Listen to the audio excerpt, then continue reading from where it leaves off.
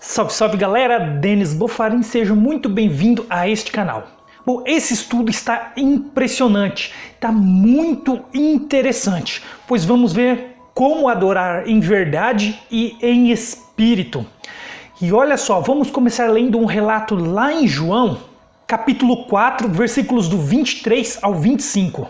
Mas vem a hora e já chegou em que os verdadeiros adoradores adorarão o Pai em espírito e em verdade, porque são estes que o Pai procura para seus adoradores. Deus é espírito e importa que os seus adoradores o adorem em espírito e em verdade. Essa passagem é aquela passagem em que Jesus ele para com a mulher samaritana no poço e começa a falar ali a respeito de quando virá então todas essas coisas, de quando se começariam a adorar em espírito e em verdade.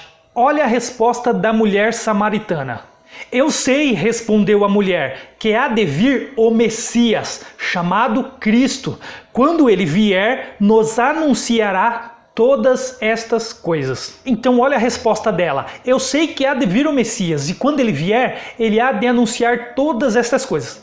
Bom, eu não vou ler mais, mas logo o versículo seguinte, Jesus fala para ela, eu o sou, dizendo que ele é o Messias. Então ela crê e vai até a cidade chamar outras pessoas e dizer o que aconteceu ali. É lógico que não é tão simples assim, há muitos mais detalhes, mas não é a parte que eu quero entrar aqui.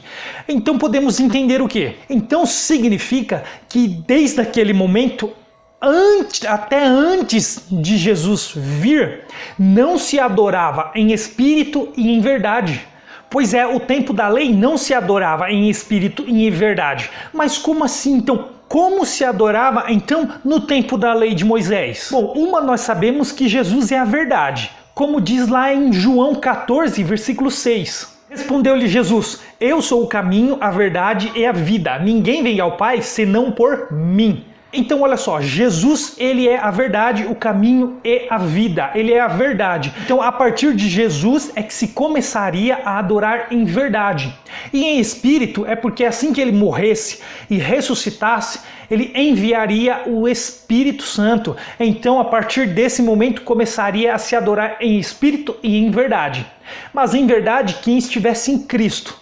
Então agora vamos entender o porquê.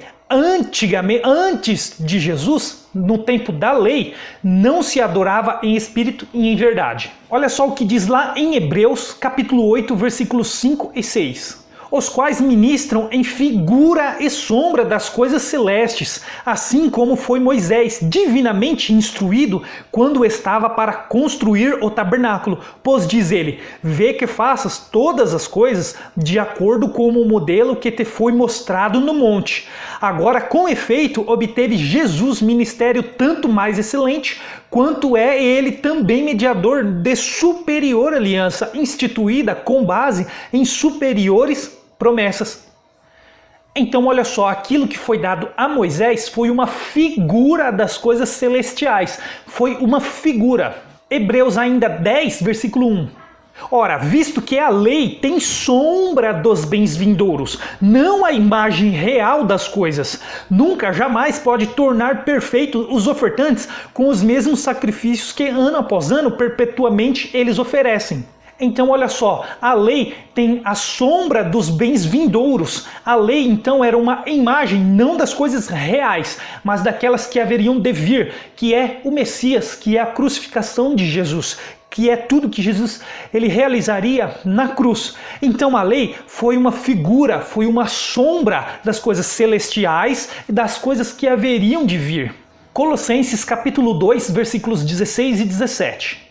Ninguém, pois, vos julgue por causa de comida e bebida, ou de festas, ou lua nova, ou sábados, porque tudo isso tem sido sombra das coisas que haviam de vir, porém o corpo é de Cristo. Então olha só, ninguém julgue ninguém por causa de dia de festa, por causa de lua nova, ou dia de sábados. O que significa isso? Porém o corpo é de Cristo. Mas o que significa isso? O dia de lua nova era o primeiro dia de sábado, que era os sábados, que o povo eles guardavam o sábado. As festas seriam as 3 festas fixas, que no total teriam 7 celebrações no meio dessas 3 festas fixas, que é a Páscoa, a festa dos pães asmos, o dia da expiação, as primícias, a festa do Pentecostes, a festa do tabernáculo, a festa das trombetas. Todas essas celebrações, então, eram esses dias de festas que se refere a essa passagem. Porém, o corpo era de Cristo. Todas essas representações dessas festas eram uma figura e uma sombra do corpo de Cristo, do corpo do Messias que haveria de vir e anunciar todas aquelas coisas que a mulher samaritana disse. Antes, no tempo da lei, o homem não tinha um livre acesso a Deus, ele precisava de mediadores. Mas olha que relatos interessantes. Vamos lá para Atos capítulo 7, versículos 38 e 39. É este Moisés quem esteve na congregação no deserto, com o anjo que lhe falava no Monte Sinai, e com os nossos pais, o qual recebeu palavras vivas para nos-la transmitir, a quem nossos pais não quiseram obedecer, antes o repeliram e no seu coração voltaram para o Egito. Então olha só, um anjo foi mediador entre Deus e Moisés foi mediador entre o povo. Então o homem ele não podia ter livre acesso a Deus. Por esse motivo, Deus ele ordena aos anjos entregarem toda a visão que Moisés teve. Toda a lei de Moisés foi dada por intermédio de anjos para Moisés entregar ao povo. Olha só, em Atos ainda em capítulo 7, vemos os versículos dos 52 ao 54. Qual dos profetas vossos pais não perseguiram? Eles mataram os que anteriormente anunciavam a vinda do justo, do qual vós agora vos tornastes traidores e assassinos. Vós que recebestes a lei por intermédio de anjos e não o aguardastes, ouvindo eles isto, enfureciam-se no seu coração e rilhavam os dentes contra ele. Esse era Estevão, cheio do Espírito Santo, estavam falando para os fariseus no Sinédrio, enquanto ele estava sendo julgado. Ele afirma então que a lei foi entregue a Moisés por intermédio de anjos para ser entregue ao povo. E desde aquele tempo, os profetas que anunciavam a vinda do Messias, os próprios judeus, eles perseguiram e mataram esses profetas. Bom, mas agora vai começar a ficar mais interessante. Vamos lá para Gálatas capítulo 3, versículos 16 e 17. Ora, as promessas foram feitas a Abraão e ao seu descendente. Não diz e aos descendentes, como se falando de muitos, porém como de um só, e o teu descendente, que é Cristo. Então olha só, a promessa feita a Abraão não foi promulgada aos descendentes, que seriam os descendentes da lei, as 12 tribos, mas sim ao descendente no singular, que seria Cristo. De Abraão, a promessa pularia para Cristo. Mas como assim? Versículo 17. E digo isto, uma aliança já anteriormente confirmada por Deus, a lei, que veio 430 anos depois, não o pode abrogar de forma que venha a desfazer a promessa. Então olha só, a lei ela veio muito depois da promessa, ela veio 430 anos depois da promessa. Mas por que a lei veio esse tempo depois da promessa? Então vamos ler os versículos 18 e 19 para entender. Porque se a herança provém de lei, já não decorre de promessa, mas foi pela promessa que Deus a concedeu gratuitamente a Abraão. Qual, pois, a razão de ser da lei?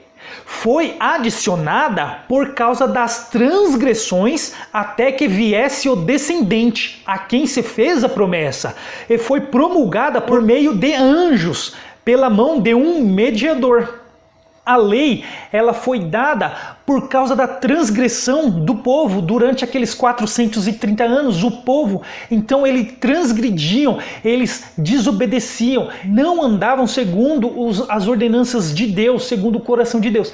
Então Deus enviou aos anjos para entregar a lei a Moisés como mediador do povo, para que o povo então obedecesse até que viesse o descendente das promessas de Abraão, que é Cristo.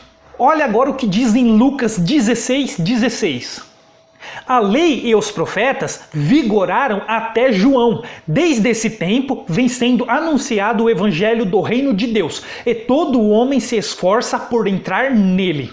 Então, olha só, por que a lei e os profetas vigoraram até João? Nesse caso é João Batista. A lei vigorou até João Batista porque João Batista é aquele que anunciaria a Jesus, o Messias prometido, lá dos profetas. Porque a lei ela teve um tempo específico para acontecer. A lei ela teve um pouquinho mais de 1000 anos para acontecer, como prometido. Deus estipulou um tempo para a lei, que foi 1000 e poucos anos. Foi um pouquinho mais de 1000 anos. A lei teve esse tempo determinado, então a lei teve um tempo determinado até que João anunciaria o Messias, Jesus, que é o herdeiro das promessas e aquele quem os profetas profetizaram. E podemos confirmar esse tempo lá em Deuteronômios capítulo 18, versículos do 17 ao 19. Olha o que Deus diz. Então o Senhor me disse: falaram bem aquilo que disseram, suscitar-lhes-ei um profeta do meio de seus irmãos, semelhante a ti, em cuja boca porei as minhas palavras, e ele lhes fará tudo o que eu lhe ordenar. De todo aquele que não ouvir as minhas palavras, que ele falar em meu nome, isso lhe pedirei contas. Então, nesse momento, é o Senhor falando a Moisés que ele suscitaria um profeta semelhante a ele, do meio de seus irmãos, ou seja, do meio das 12 tribos, o povo que Deus escolheu. Então, a lei e os profetas, elas durariam o tempo até esse profeta chegar, que esse profeta que é a semelhança de Moisés, no qual os profetas profetizaram que seria o Messias. E o próprio livro de Atos testifica isso, lá em Atos 3, versículos do 22 ao 24. Disse na verdade Moisés: o Senhor Deus vos suscitará dentre vossos irmãos um profeta semelhante a mim. A ele ouvireis em tudo quanto vos disser. Acontecerá que toda alma que não ouvir a esse profeta será exterminada do meio do povo. E todos os profetas, a começar com Samuel, assim como todos quantos depois falaram, também anunciaram estes dias. Então, olha só, o próprio livro de Atos testifica que Deus levantaria um profeta semelhante a Moisés. Então, a lei e os profetas durariam até esse tempo, até que esse profeta chegasse. E olha que engraçado, os discípulos de Jesus reconheceram esse profeta. Podemos ver lá em João, capítulo 1, versículos do 45 ao 47. Filipe encontrou a Natanael e disse-lhe: achamos aquele de quem Moisés escreveu na lei, e a quem se referiram os profetas, Jesus o Nazareno, filho de José. Perguntou-lhe Natanael: de Nazaré pode sair alguma coisa boa? Respondeu-lhe Filipe: vem e vê. Jesus viu Natanael aproximar-se e disse a seu respeito: eis um verdadeiro israelita, em quem não há dolo. Então olha só, os próprios discípulos de Jesus, antes de se tornar discípulo de Jesus, reconheceram que Jesus era esse Messias a quem Moisés já havia dito na lei. E Jesus, ele vai dizer o seguinte, lá em Mateus capítulo 15, versículo 24. Mas Jesus respondeu: não fui enviado senão as ovelhas perdidas da casa de Israel. Isso mesmo, olha só, Jesus foi enviado às ovelhas perdidas da casa de Israel. Mas como assim das ovelhas perdidas? Desses discípulos que creram que Jesus foi o Messias. Muitos judeus não creram que Jesus era esse Messias quem Moisés tinha dito nas Escrituras, no tempo da lei. Mas os discípulos reconheceram, assim como Paulo futuramente também reconheceria Jesus como esse Messias, assim como muitos outros discípulos reconheceriam Jesus. Jesus veio para essas ovelhas perdidas, porque na verdade viriam tempos de vingança contra Israel, contra justamente esses que perseguiram os profetas e mataram os profetas, e aquela geração em que não reconheceu Jesus como o Messias e crucificaram ele, matando Jesus, como podemos ver em Lucas 21, versículos do 20 ao 24. Quando, porém, virdes Jerusalém sitiada de exércitos, sabei que está próxima a sua devastação. Então, os que estiverem na Judéia fujam para os montes, e os que se encontrarem dentro da cidade retirem-se, e os que estiverem nos campos não entrem nela, porque estes dias são de muita vingança para se cumprir tudo o que está escrito. Ai das que estiverem grávidas e das que amamentarem naqueles dias, porque haverá grande aflição na terra e ira contra este povo. Cairão ao fio de espada e serão levados cativos para todas as nações, e até que os tempos dos gentios se completem, Jerusalém será pisada por eles. Então olha só, isso ocorreu nos anos 70 depois de Cristo, quando Roma invadiu Jerusalém e derrubou o templo, e assim perseguiu vários judeus, levando muitos a cativeiro. Então isso foi uma vingança para aquele povo que perseguiu os profetas e que rejeitou Jesus e matou Jesus. É como numa outra passagem diz que Jesus veio trazer espada. Essa espada que ele se refere é para o povo judeu, é para Israel. Porém, ele veio salvar o mundo. Que mundo? Aquele mundo que crê que Cristo foi o Messias, e não aqueles que rejeitaram o Messias. Um exemplo daqueles que rejeitaram Jesus está lá em João, capítulo 9, versículos do 26 ao 29. Perguntando-lhes, pois, que te fez ele? Como te abriu os olhos? Ele lhes respondeu, já vô-lo disse, e não entendestes. Por que quereis ouvir outra vez? Porventura quereis vós também tornar-vos seus discípulos? Então o injuriaram e lhes disseram, discípulos dele és tu, mas nós somos discípulos de Moisés. Sabemos que Deus falou a Moisés, mas este nem sabemos de onde é. Essa passagem é aquela passagem que Jesus ele gospe no chão e faz um lodo e passa no olho do cego. O cego vai se banhar no tanque de Siloé e aí é curado, ele passa a enxergar. Então ele vai falar com os fariseus e os fariseus não acreditam porque eles têm Jesus como pecador. E aí o cego chama os pais para provar que ele era cego de nascença e mesmo assim esses fariseus não crêem no milagre que Jesus fez. Eles então se intitulam que são discípulos de Moisés e não discípulos de Jesus. Eles dizem que Jesus, eles nem sabem de onde Jesus é.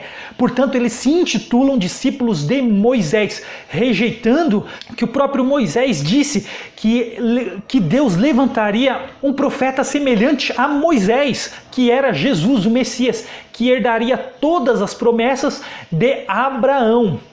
Então, olha só, nesse ponto, podemos concluir aqui que somente aqueles que creem em Cristo é que adoram em espírito e em verdade. Mas não é tão simples assim. Muitos dizem que creem em Cristo, mas o coração está longe, pois muitos são como esses fariseus, que são discípulos de Moisés. Jesus, porém, herdou a promessa de Abraão. A lei foi dada por intermédio de Moisés durante um tempo determinado por causa da transgressão do povo. Mas quando veio Jesus, a lei e os profetas pararam de vigorar. Então agora todos têm que ouvir o que Cristo diz, como Deus mesmo, como uma ordem de Deus que falou, ai daquele que não ouvir as palavras que eu colocar na boca desse profeta, que é Jesus. E Jesus ele disse para ninguém se fazer mestre, ninguém chamar ninguém de guia, ninguém chamar ninguém de pai, porque um só é o Pai, que é Deus. E todos sois irmãos, e um só é o mestre, que é Cristo. E Jesus disse que aquele que quiser ser o maior tem que ser o menor. E ele mesmo deu exemplo disso. Quando ele pegou e lavou os pés dos discípulos. Naquela época existia uma hierarquia, onde o mais pobre ele lavava os pés dos mais ricos quando uns visitavam os outros em suas casas. Então sempre acontecia isso, de sempre o escravo ou as mulheres lavarem os pés dos visitantes. Então, um rico nunca e jamais, em hipótese alguma, lavava os pés de outras pessoas. E Jesus, ele fez isso, dando um exemplo de que o maior tem que ser o menor, sendo Jesus o mestre, o guia. Jesus, ele é o pastor, ele lavou os pés dos discípulos. visto que hoje no sistema religioso é totalmente o contrário. Esses líderes religiosos, esses pastores, eles se auto-intitulam líderes, se colocam num patamar acima das pessoas, ao contrário do que Jesus fez, que foi se colocar abaixo. Eles ensinam que eles têm uma cobertura espiritual, mas que nem nas escrituras tem. E eles ensinam que as pessoas devem obedecer a eles, mesmo se eles estiverem errados. E aqueles que vão contra eles são rebeldes. Totalmente o contrário do que Cristo ensinou. Cristo ensinou que quando nós orarmos, que entremos no nosso quarto e ali oramos em secreto. E que hipócritas são aqueles que gostam de orar em pé nas sinagogas e nas praças e ensaiam longas orações para serem vistos dos homens. Bom, esses quem fazem são esses líderes religiosos. A lei era uma figura e sombra daquilo que Jesus iria realizar na cruz.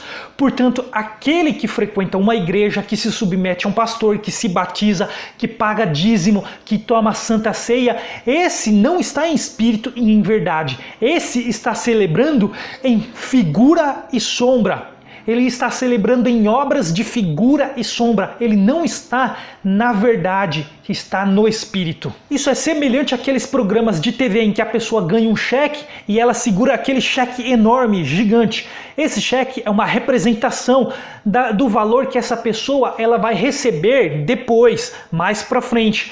É exatamente a mesma coisa. A lei foi uma figura, uma sombra do que viria depois, que é Jesus. Portanto, muitos hoje rejeitam a verdade para voltar para essa figura, para essa sombra que foi a lei. Olha o que diz em Gálatas 2, versículos 21. Não anulo a graça de Deus, pois se a justiça é mediante a lei, segue-se que morreu Cristo em vão. Então olha só, Jesus, se a justiça for mediante a lei, que era uma figura e uma sombra do corpo de Cristo, então segue-se que Cristo morreu em vão. É como se ele ainda não tivesse vindo para morrer na cruz. E muitos estão voltando a essa sombra, a essa figura, e não estão na verdade que é Cristo.